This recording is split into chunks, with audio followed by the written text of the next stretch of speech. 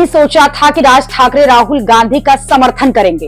राहुल गांधी जो वोट चोरी का मुद्दा उठा रहे हैं, राज ठाकरे ने उस मुद्दे को सही बता दिया है।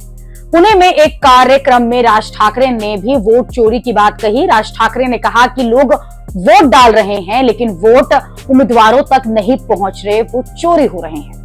राज ठाकरे ने कहा कि वोटिंग में गड़बड़ी का मुद्दा नया नहीं है। उन्होंने दावा किया कि इस बारे में उन्होंने साल 2016-17 में ही चेतावनी दी थी। राज ठाकरे ने बताया कि उस समय उन्होंने शरद पवार, सोनिया गांधी और ममता बनर्जी से मुलाकात की थी, यहां तक कि प्रेस कॉन्फ्रेंस भी की गई थी, लेकिन विपक्ष ने कोई ठोस कदम नहीं उठाया। राज ठाकरे बोले कि मैंने तब कहा था कि लोकसभा चुनाव का बहिष्कार करो, इससे ये मुद्दा दुनिया भर में सुर्खियां बनता और अंतर्राष्ट्रीय दबाव बनता, लेकिन तब सब पीछे हट गए। आज राहुल गांधी ने फिर वही मुद्दा उठाया है। एमएनएस प्रमुख ने आगे कहा कि 2014 से अब तक सरकारें इसी चुनावी गड़बड़ी का फायदा उठाकर बनी हैं। ठाकरे ने महाराष्ट्र विधानसभा चुनाव का उदाहरण दिया और कहा कि बीजेपी को 132 सीटें मिली, एकनाथ शिंदे को 56 और अजित पवार को 42 सीटें।